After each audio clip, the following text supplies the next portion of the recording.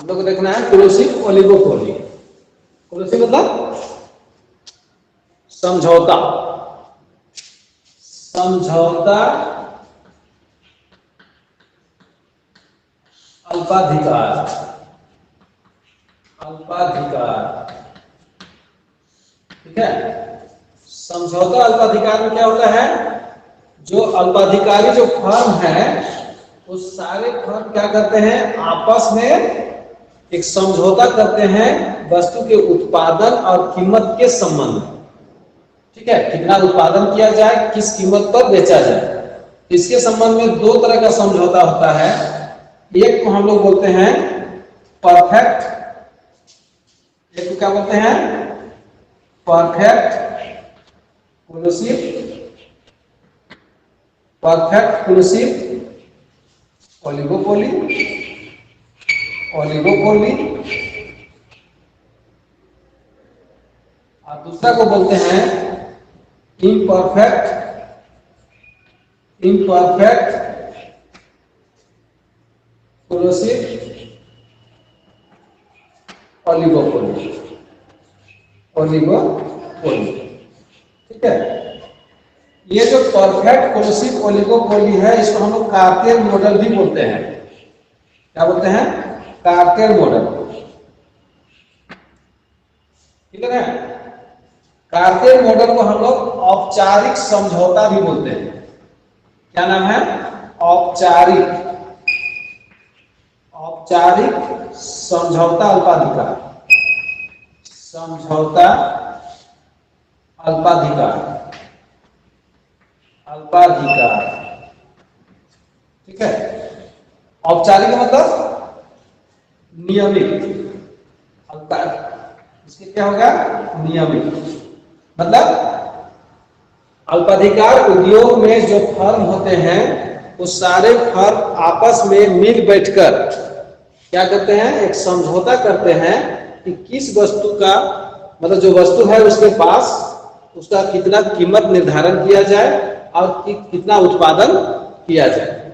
इसके संबंध में लोग क्या करते हैं, नियमित तौर पर एक समझौता करते हैं, एक नियम बना देते हैं, और उसमें यह भी प्रावधान रहता है कि अगर कोई फर्म जो अल्पाधिकारी फर्म है, कोई भी फर्म होगा, उस नियम का उल्लंघन करता है तो उस पर दंड का भी प्रावधान रखा जाता है इस कार्टेल मॉडल के अंतर्गत में। क्लियर है कि नहीं है?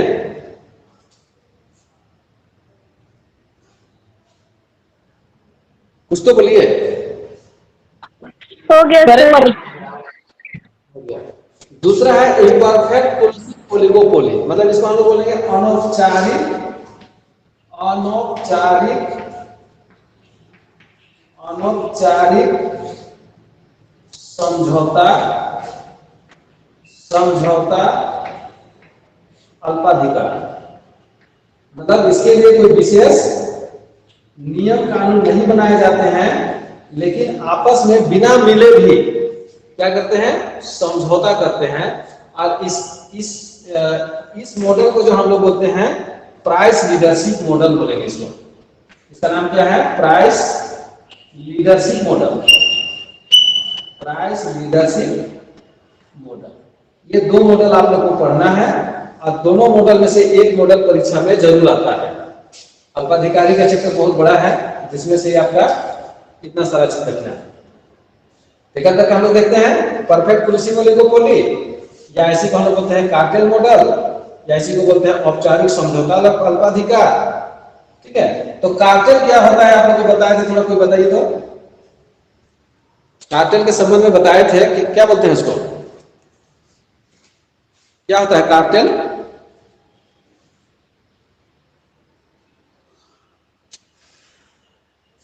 बोलिए।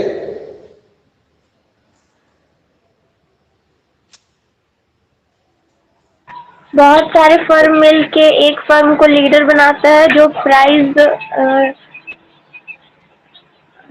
नहीं, गलत है, गलत है। बहुत सारे फर्म तो यहाँ होते ही नहीं है। पहला चीज तो यहाँ बहुत सारे फर्म नहीं होते हैं, यहाँ कुछ फर्म होते हैं।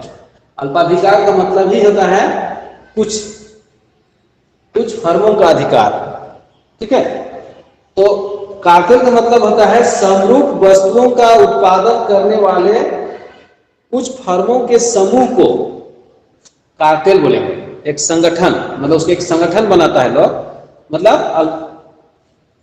ओलिगोपोली के अंतर्गत में समरूप वस्तुओं को उत्पादन करने वाले कुछ फर्मों के संगठन को हम लोग क्या बोलेंगे? कार्टेल बोलते हैं। क्लियर है? The organisation of few sellers. कोई दिक्कत? जैसे आपको बताया था पेट्रोल के संबंध में, ओपेक। ओपेक क्या है? पेट्रोलियम उत्पादन करने वाले देशों का एक संगठन है। और ये लोग क्या करते हैं, जब आपस में मिल जाते हैं और एक अधिकारी जैसे अपने वस्तु का कीमत निर्धारित करते हैं, इसीलिए इसका नाम रखा गया है कार्टेल। कोई दिक्कत? बोलिए बोलिए।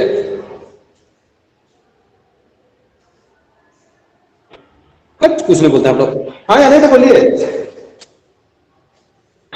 यस सर, समझ गए। समझ गए तो जल्दी हाँ सर, नहीं सर कहिएगा तब ना आगे बढ़ेंगे। आप लोग का चेहरा तो हमको दिख नहीं रहा है। चलिए, अब इसी के संबंध में मतलब जो परफेक्ट क्लूसिव ओलिगोपोली जो होता है, ओलिगोपोली होता है, इसमें दो तरह का परफेक्ट क्लूसिव होता है। एक को हम लोग बोलते हैं profit sharing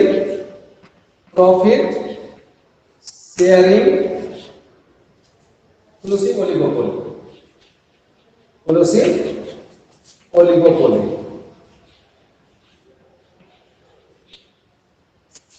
profit sharing collusive oligopoly मतलब जो ओलिगोपोली जो उद्योग है उसमें जितना उत्पादन होता है और जो लाभ होता है, उस लाभ को क्या करते हैं, इस कार्टेल के अंतर्गत, कार्टेल में जितने भी संगठन में जितने फर्म हैं उन सबों के बीच में बांटा जाता है।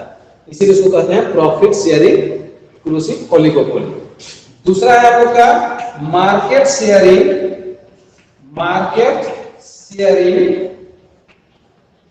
क्लूसिव oligopoly. Market sharing collusive oligopoly.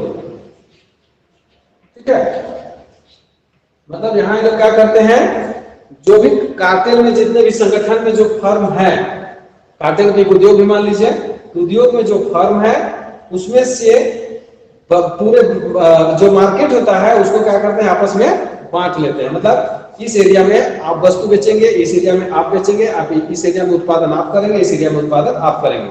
इस तरह से जो उत्पादन होता है उसको बाजार में विभाजित कर लिया जाता है, फर्मों के बीच में बाजार को बांट दिया जाता है।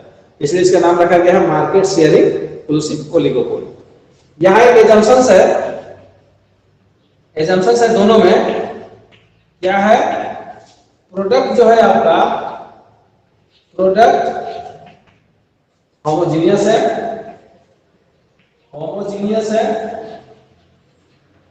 समरूप उत्पादन है। हम लोग पहले बोल रहे हैं कि समरूप वस्तुओं का उत्पादन करने वाले कुछ फर्मों के समूह को कार्टेल कहते हैं। तो प्रोडक्ट ऑलरेडी होमोजीनियस हो गया। दूसरा है जो फर्म है आपका, दो है। फर्म कितना है? दो है। इसको हम लोग डिओपोलिस भी बोल सकते हैं, डिओपोलिस। ठीक है, दो ही फर्म है और वस्तु क्या है? होमोजीनियस है। यहां तो क्लियर हो गया?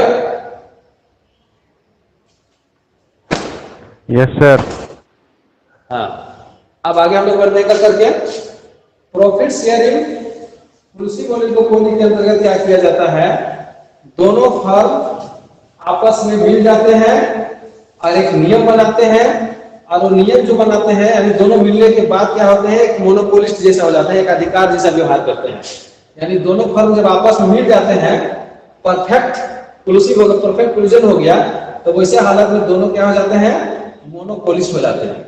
मोनोपोलिस्ट मतलब एक अधिकारी जैसा व्यवहार करेंगे और जो भी कीमत तय होगा, समझ लीजिए कि एक उद्योग है, अब यहाँ जो कीमत तय होगा उसी कीमत पर प्रत्येक फर्म को वस्तु, उसी कीमत पर प्रत्येक फर्म को बेचना पड़ेगा। और अपने लाभ को अधिकतम करना पड़ेगा। तो लाभ अधिकतम कब होगा? हम लोग को पता है सबको, marginal cost of firm A equal to marginal cost of firm B equal to marginal revenue of marginal revenue, मतलब टोटल मार्जिनल रेवेन्यू। ठीक है, मतलब बाजार में जो मार्जिनल रेवेन्यू और मार्जिनल कॉस्ट होगा, मार्जिनल रेवेन्यू मार्जिनल कॉस्ट होगा, इसको हम लोग समेशन से कर सकते हैं। ये जो समेशन इसलिए की कि दोनों का हॉरिजॉन्टल समेशन होता है, तो दोनों को जोड़ देंगे तो आ जाएगा इस बाजार पूर्ति वक्र होगा या सीमांत लागत वक्र होगा। ये सब जहां पर बराबर होगा वहीं पर एक अधिकारी उद्योग में लाभ अधिकतम होगा और उस लाभ को इन दोनों फर्मों के बीच में बांटा जाएगा। क्लियर है?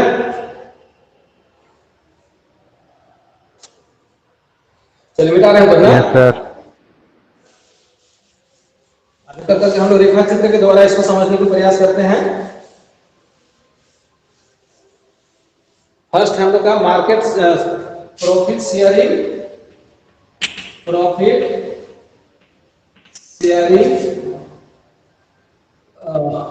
इंक्लूसिव। सर ऊपर नहीं दिख रहा है।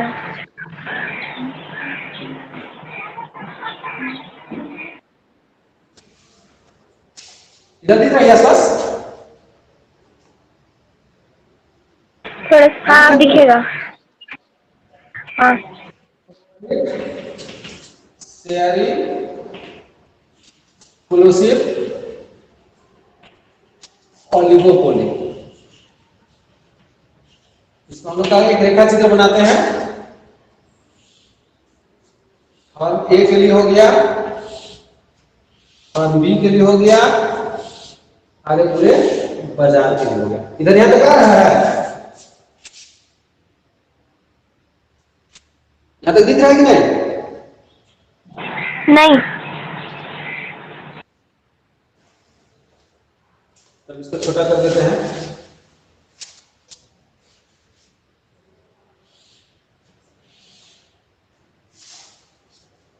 अभी कहां तक गया? ठीक तो है। चलिए, ये हो गया। चूंकि दो फर्म है और दोनों के अधिकारी जी सब जहां कर रहे हैं, तो इसके मार्जिनल एवरेज रेवेन्यू कर्व यही होगा और एक हो गया डिमांड कर्व हो गया, है ना। मार्जिनल रेवेन्यू कर्व ये होगा और संतुलन में कहां होगा? जहां पर मार्जिनल कॉस्ट और मार्जिनल रेवेन्यू दोनों बराबर होगा। ये हो गया हम लोग का summation of marginal cost curve. जहां ओपी मात्रा में वस्तु का उत्पादन हो रहा है, जो ओपी कीमत तय होता है। क्लियर है? संतुलन बिंदु ई पे है, इधर आउटपुट है और इधर प्राइस एंड कॉस्ट है। क्या है? Price and cost. चलिए, दीदी डिमांड कर्व है, बाजार मांग वक्र है ना। और ये क्या है? बाजार का सीमांत आगम वक्र है, मार्जिनल रेवेन्यू कर्व है। और हम लोग को जानते हैं कि संतुलन के लिए क्या जरूरी है? जहां पर marginal cost equal to marginal revenue होता है। ठीक है, जहां मार्जिनल कॉस्ट और मार्जिनल रेवेन्यू बराबर होगा, साथ में मार्जिनल कॉस्ट कर्व का ढाल मार्जिनल रेवेन्यू कर्व के ढाल से अधिक होगा। अर्थात मार्जिनल कॉस्ट कर्व जो है मार्जिनल रेवेन्यू को नीचे से काटता है। यहां संतुलन तय हो गया। अब ये जो यही मार्जिनल जो कॉस्ट कर्व है, मार्जिनल कॉस्ट मार्जिनल रेवेन्यू है, इसी से रिलेटेड हम क्या करेंगे कि रेखा खींचेंगे यहां दोनों फर्म के लिए। ऐसे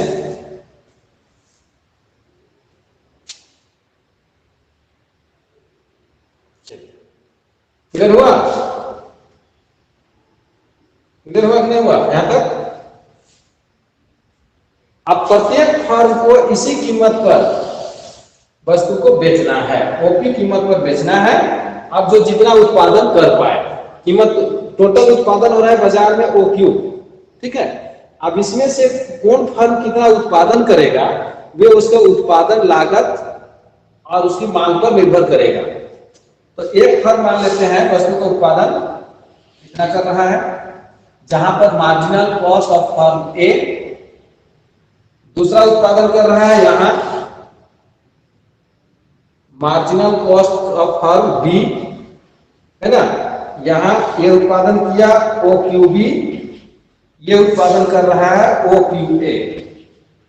ओ क्यू ए फर्म ए कितना उत्पादन कर रहा है ओ क्यू ए के बराबर, फर्म बी कितना कर रहा है ओ क्यू बी के बराबर, और दोनों का कीमत कितना तय हो चुका है मार्केट में ओपी के बराबर। अब इसी ओपी पर उसको क्या करना पड़ता है, वस्तु को बेचना पड़ता है।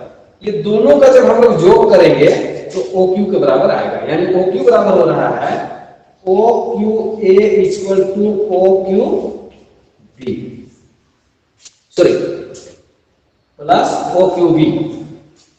मतलब ये दोनों को जब जोड़ते हैं तो कुल उत्पादन इतना होता है, और ये दोनों उत्पादन के बीच क्या करता है, ये दोनों आपस में बढ़ जाता है उत्पादन। ठीक है, लाभ कितना हो रहा है इसमें, एक का लागत वक्र एवरेज कॉस्ट यहाँ है और एक का नीचे है थोड़ा ऐसे एसीबी एसीए, क्योंकि अल्पकाल का है इसलिए एस सब में जोड़ देंगे हम लोग। शॉर्ट रन क्लियर है। तो इसको लाभ कितना हो रहा है यहाँ इतना के बराबर, कुछ नाम दे दिया जाए आर टी के, यहां नाम दे देते हैं पी आर डैश, यहां जाएगा टी डैश के डैश। ये इसका लाभ का क्षेत्र हो गया फर्म बी के लिए, और फर्म ए के लिए ये लाभ का क्षेत्र हो गया। कोई दिक्कत है कहीं?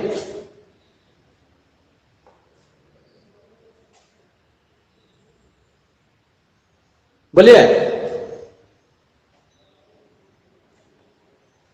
सर। जो प्रॉफिट शेयरिंग कर रहा है तो दोनों का में प्रॉफिट बराबर ना आना चाहिए सर।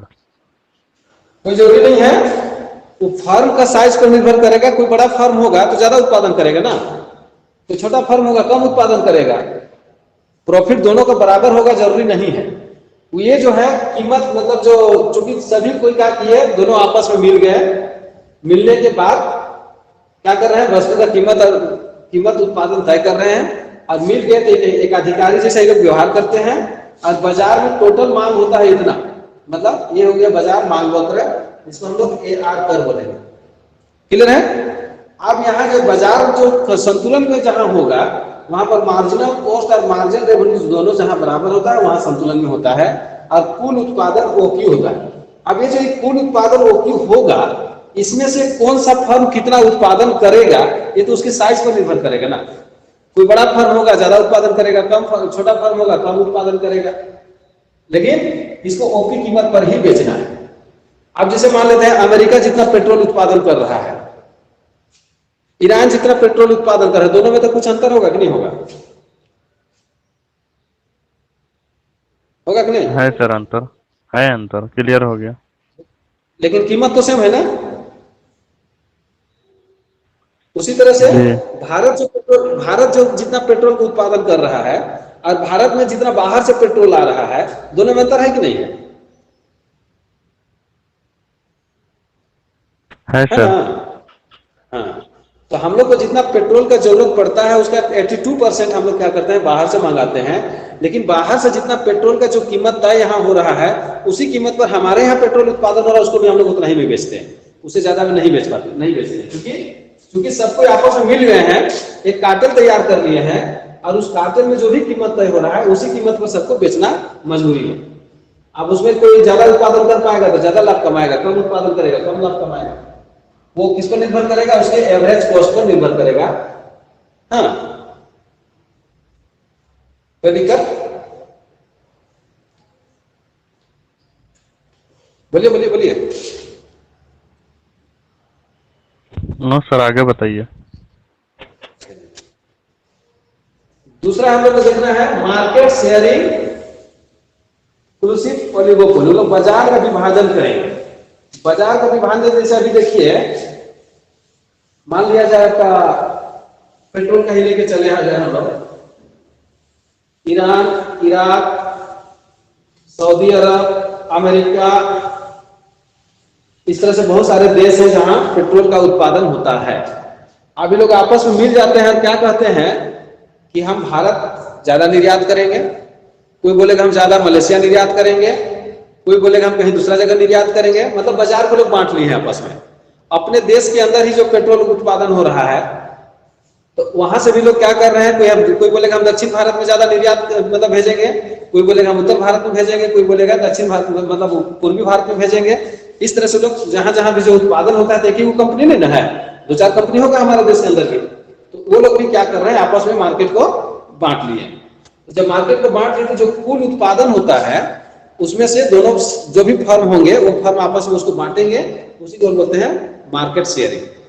मतलब कौन आदमी या कौन सा फर्म किस क्षेत्र में अपने वस्तु को बेचेगा उसका बंटवारा किया जाएगा।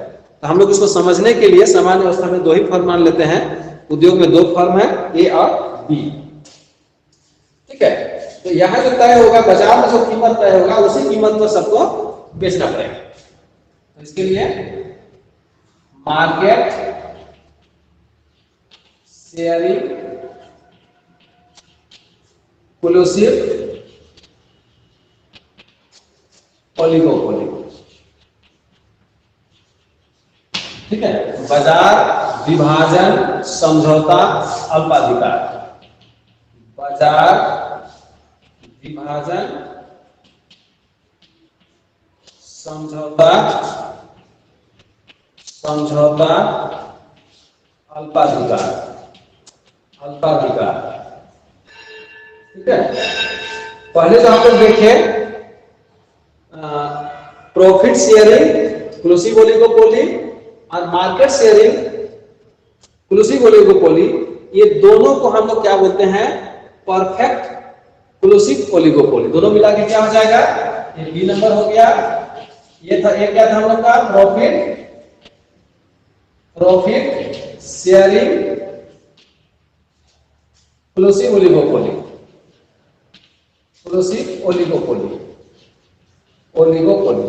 ये दोनों को हम लोग नाम दिए हैं, क्या बोलते हैं, परफेक्ट इंक्लूसिव,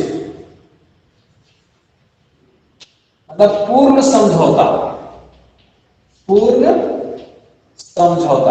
ठीक है, पूर्ण समझौता का मतलब क्या, वही जो अभी बताया, औपचारिक नियमित, यहां आपस में लोग मिल जाते हैं, मिलने के बाद कीमत और उत्पादन का निर्धारण करने को जो नियम बनाते हैं, उसमें से कोई भी फर्म अगर उस नियम का उल्लंघन करता है तो वैसी हालत में उसको दंड देने का भी प्रावधान रखा गया है। तो उसको हम लोग बोलेंगे परफेक्ट इंक्लूसिव ओलिगोपोली। ठीक ना, चलिए आगे देखते हैं हम लोग इसी का। बाजार शेयरिंग में क्या करेंगे हम लोग, चूंकि सब मिल गया हुआ है, एकाधिकारी जैसा व्यवहार करेगा। ये हो गया हम लोग का एवरेज रेवेन्यू कर या डिमांड कर हो गया, डीबी। ये बाजार मांग वक्र हो गया। ठीक है, ये हम लोग का हो गया, यहां से एकदम ठीक बीच में लाएंगे इसको।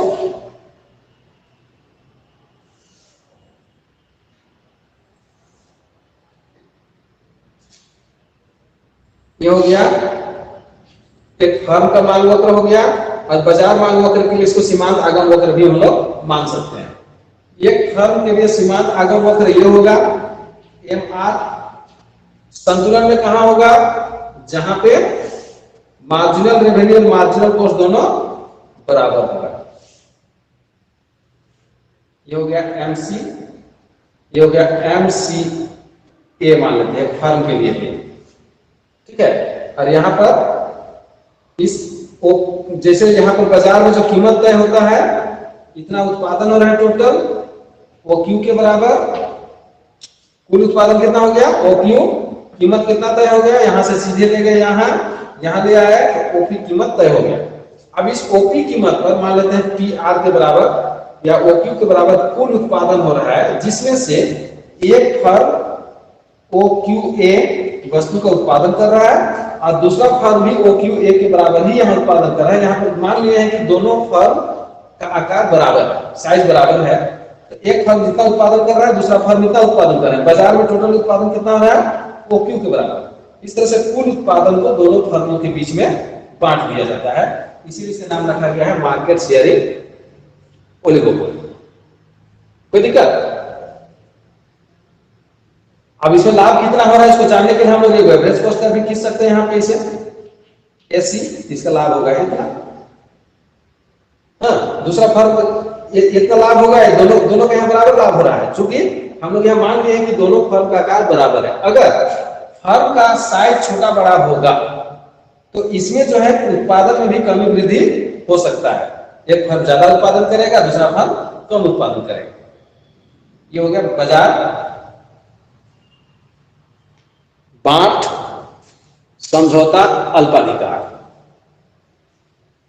इधर हम लोग प्राइस एंड कॉस्ट लेंगे, प्राइस एंड कॉस्ट, इधर लेंगे आउटपुट। चलिए, ये तो हम लोग बड़ा सिंपल में 2-2 मिनट में बता दे रहे हैं, लेकिन इसको अगर आप परीक्षा में लिखना चाहिएगा तो कैसे लिखिएगा, कोई थोड़ा सा डिस्कस कीजिएगा।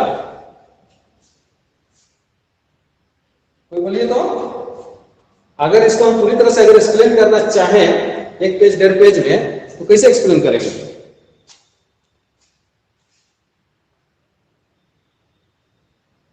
बोलिए, कोई बोलिए। क्या क्या दिखाएंगे यहां पर? कुछ नहीं बोलते हम लोग।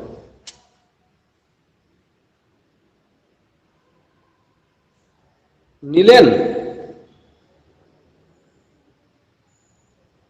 हम 2 लाइन में खत्म कर रहे हैं, कोई ग्राफ बना, इतना ही में आपका नंबर आएगा? नहीं, उसको लिखना पड़ेगा सर। जैसे चित्र बनाए हैं ना, तो कौन सा मतलब कि कौन सा रेखा कहाँ जा रहा है उसके बारे में लिखना पड़ेगा, मतलब कौन सा कट रहा है। बोलिए तो, बोलिए। जी सर, देख देख के बोलिए ना, तो क्या लिखेंगे?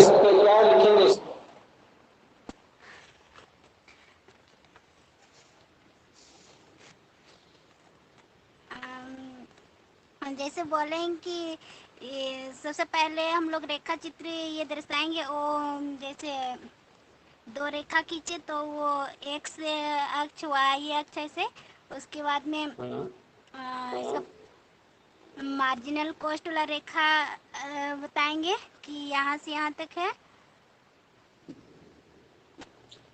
यहाँ से यहाँ तक है। सिंपल। आप म्यूट कीजिए, हम बताते हैं। म्यूट कीजिए आप।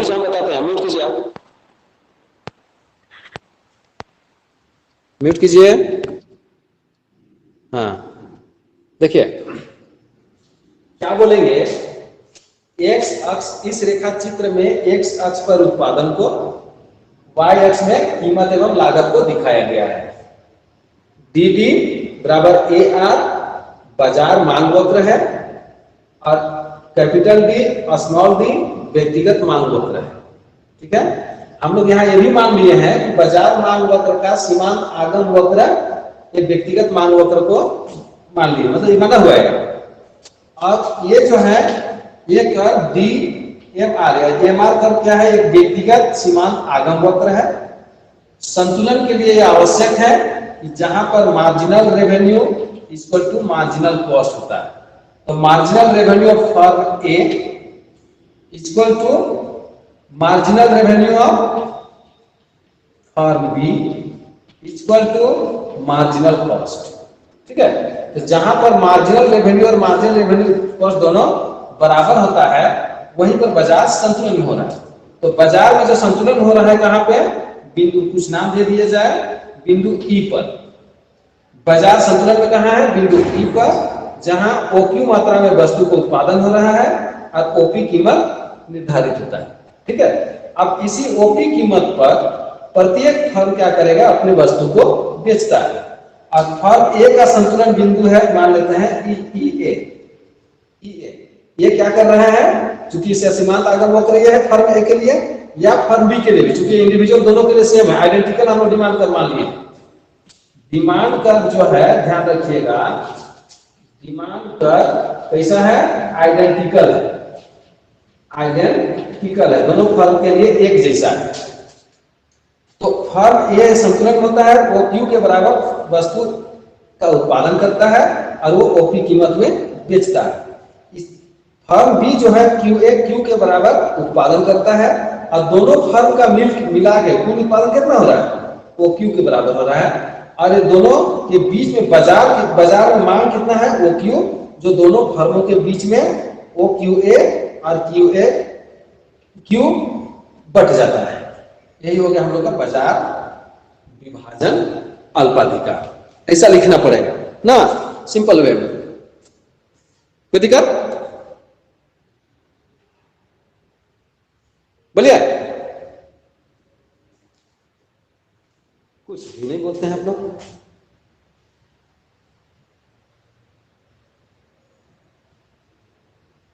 सर हाँ यस बोलिए, सर। आवाज नहीं आ रहा। क्लियर हो गया? आगे बढ़े।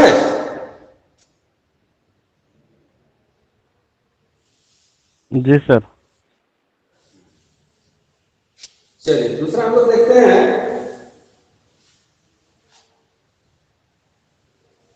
दूसरा का नाम क्या दिए थे?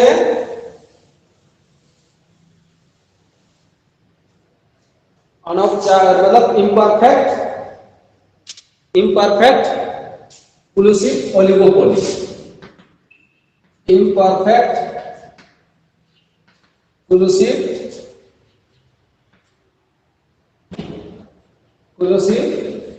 ओलिगोपोली।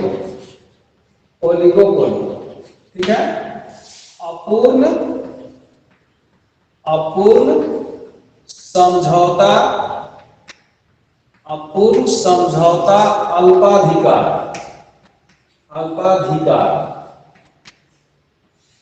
ठीक है। अपूर्ण समझौता अल्पाधिकार का है, इसका मतलब है कि यहाँ जो भी समझौता होगा, यहाँ सारे जो अल्पाधिकारी फर्म है सभी को एक साथ मिलने की जरूरत नहीं है, या इसके लिए कोई विशेष नियम बनाने की जरूरत नहीं है। लेकिन आपस में लोग वर्बली क्या करते हैं, एक समझौता कर लेते हैं और सभी को एक ही दिशा में जाने के लिए तैयार रहते हैं।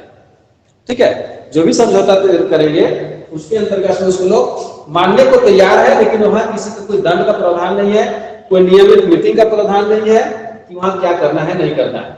लेकिन आपस में लोग क्या करते हैं, समझौता करते हैं, मिलने जुलने की आवश्यकता नहीं है। जबकि पूर्ण अल्पाधिकार में मिल बैठ के ही लोग तय करते हैं, यहाँ मिलने बैठने की भी जरूरत नहीं है। ऐसे बात में भी लोग वर्बली आपस में समझौता कर लेते हैं। ठीक है। अब इसके संबंध में 2-3 तरह का जो समझौता होता है, उसमें फर्स्ट है हम लोग का dominant firm model. Dominant firm price leadership model.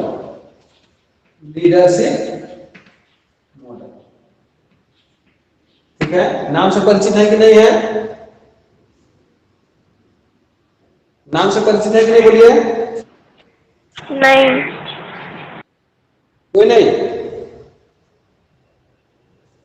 इसको होता है प्रधान फर्म कीमत नेतृत्व मॉडल। चलिए अब मान लिया जाए एक अल्पाधिकारी उद्योग इतना है, कितना बड़ा है पूरे मार्केट में, जिसमें से 2-4 फर्म है। कुछ फर्म को मतलब 2-4 का ही नाम ले लेते हैं, A, B, C, D, E, F, G मान लिया जाए, इतने फर्म है। ठीक है। अब यहाँ सभी फर्म क्या कर रहे हैं, उत्पादन कर रहे हैं और निकट प्रतिस्थापन वस्तु का उत्पादन कर रहे हैं। यहाँ फर्म पहले बता दिए हैं, कार्टेल जो होगा उसमें समरूप वस्तु होगा, यहाँ कार्टेल नहीं है तो वस्तु जो होगा विषम रूप होगा, यानी डिफरेंशियल होगा। डिफरेंशियल का मतलब ये नहीं है कि कार की जगह आपका मोटरसाइकिल रहेगा, वैसा नहीं। कार है तो कार ही है, लेकिन अलग अलग ब्रांड का है, अलग अलग कलर का है, अलग अलग फीचर्स का है, लेकिन उस कार में क्या काम किया जाता है, एक जगह से दूसरे जगह, मतलब दोनों सभी को ये क्या है, एक दूसरे का प्रतिस्थापन है, उसका निकट प्रतिस्थापन है। तो ये जो dominant firm price leadership model में क्या किया जाता है, कोई फर्म एक ऐसा फर्म होगा इसमें जो सबसे बड़ा फर्म होगा। जैसे कार को ही लेके चलिएगा, हमारे देश में सबसे ज्यादा कौन सा किस कार का मार्केट में वर्चस्व है, जिसका सप्लाई बहुत ज्यादा हो? मारुति सर। मारुति का है। देखिए आप, अब हमारे देश के अंदर में जो मारुति कार है वो बहुत बड़ा कंपनी है, वो पूरे देश में आपको मारुति कार मिल जाएंगे। हाँ, इसका मतलब है कि पूरी अर्थव्यवस्था में कैप्चर जमाया हुआ है। बाकी फर्म क्या है, छोटे छोटे हैं, छोटे नहीं है लेकिन इसके तुलना में छोटा है। तो ये जो फर्म जो होगा, डोमिनेंट फर्म जो होगा, इस फर्म को सभी फर्म क्या करेंगे, एक लीडर बना देंगे। क्या बनाएंगे? लीडर बनाएंगे। और जो भी नियम तय करेंगे, जो भी मतलब ये इसके नेतृत्व में जो भी उत्पादन या कीमत जो भी तय होगा वो एक प्रधान फर्म के नेतृत्व में होगा। और उस जो कीमत और उत्पादन जो तय होगा उसको सभी फर्मों को क्या करना पड़ेगा, स्वीकार करना पड़ेगा। क्लियर है ना? इसको हम लोग बोलते हैं प्रधान फर्म कीमत नेतृत्व मॉडल। जो फर्म बड़ा है या उसका मार्केट में ज्यादा वर्चस्व है या उसका बाजार का जो पूरी अर्थव्यवस्था में अधिकांश भाग पर उसका कैप्चर है, तो वैसे फर्म को सभी को, और बाकी जो छोटे छोटे फर्म है वो क्या कर लेते हैं, इसको एक लीडर बना लेते हैं और इसके नेतृत्व में जो भी कीमत और उत्पादन तय होगा उसको सभी फर्मों को स्वीकार करना पड़ता है। इसलिए इसको नाम रखा गया है dominant firm price leadership model. कोई दिक्कत? बोलिए हाँ या नहीं, बोलिए तो हम काटेंगे। ठीक है सर। ठीक है, ठीक है, कहने में इतना देर कीजिएगा। चलिए आगे दूसरा देखते हैं हम लोग, बैरोमेट्रिक। दूसरा हो गया barometric price leadership model. Price leadership model, barometric price leadership model. ये क्या होता है? बैरोमेट्रिक नाम सुने आप लोग?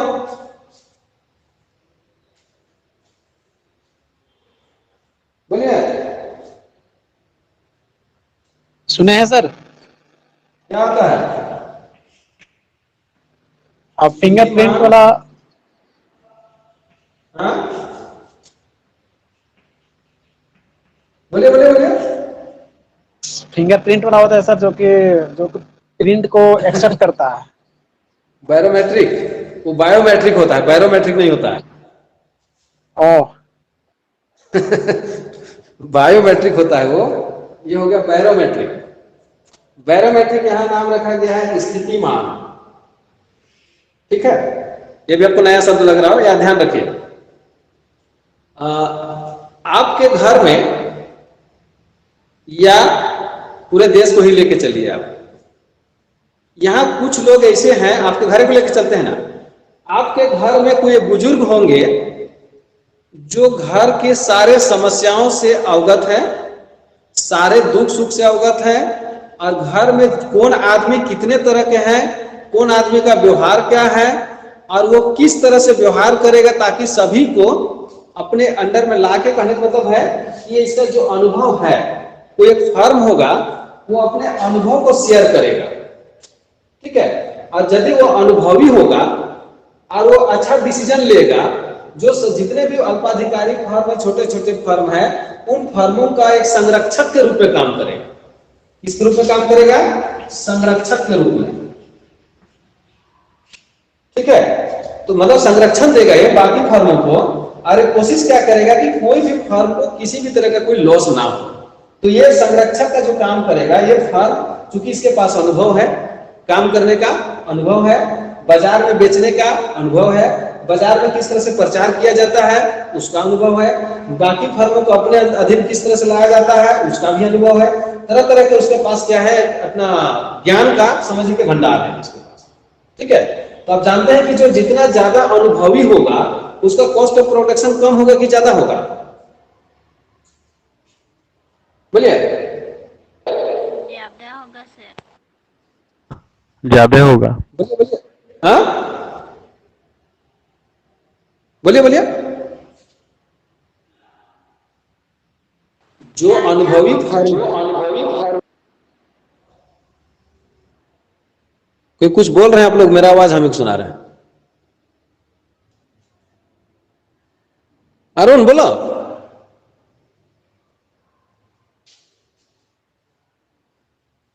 आप लोग का आवाज नहीं आ रहा है, बड़ा मुश्किल है। सर एक बार क्वेश्चन बोलिए ना।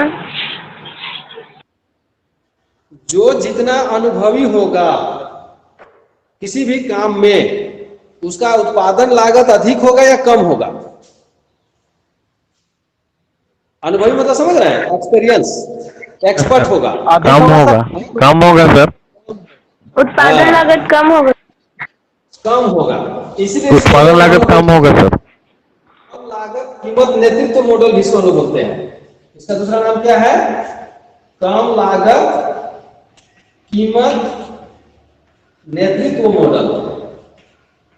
नेतृत्व मॉडल मतलब जिस फर्म का जो फर्म अनुभवी होगा, जो ज्यादा बुजुर्ग होगा, बुजुर्ग मतलब बहुत पहले से है, और बाजार के सारे समस्याओं से या सारे स्थिति परिस्थिति से वो अवगत है, बाजार में किस तरह से वस्तु बेचा जाता है, बाजार में किस तरह से उत्पादन किया जाता है, और किस तरह से बाजार में अपने आप को कैप्चर किया जाता है, उसके संबंध में सारे चीज का उसको जानकारी है।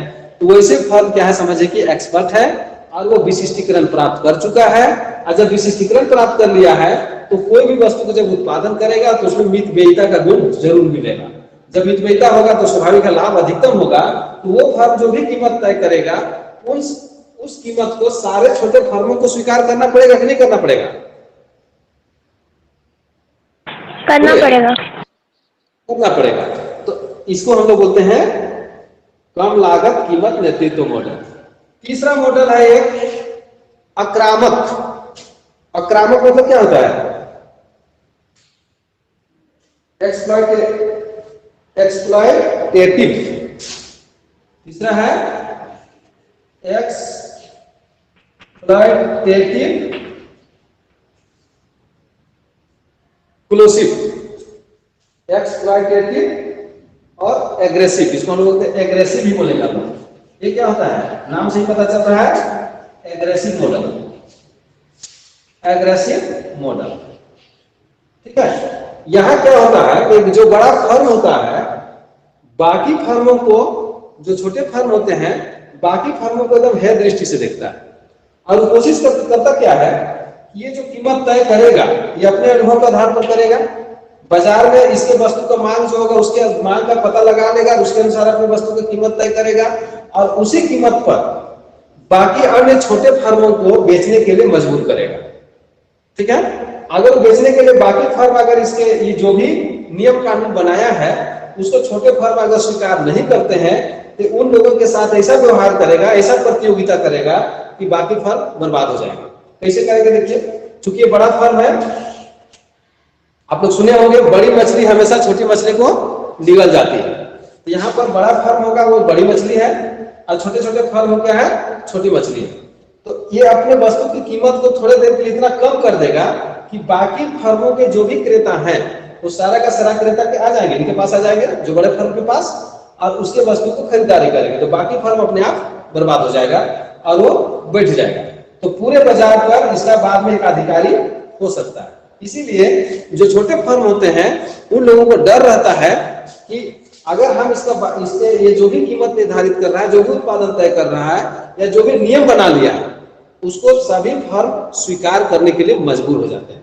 इसीलिए इसका नाम रखा गया है एग्रेसिव कीमत नेतृत्व मॉडल। किधर हो गया? हुआ कि नहीं?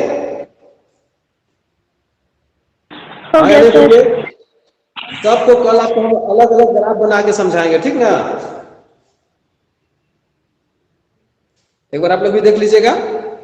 चलिए आज यही छोड़ते हैं, बाकी अगले क्लास में। Thank you sir. Thank you sir.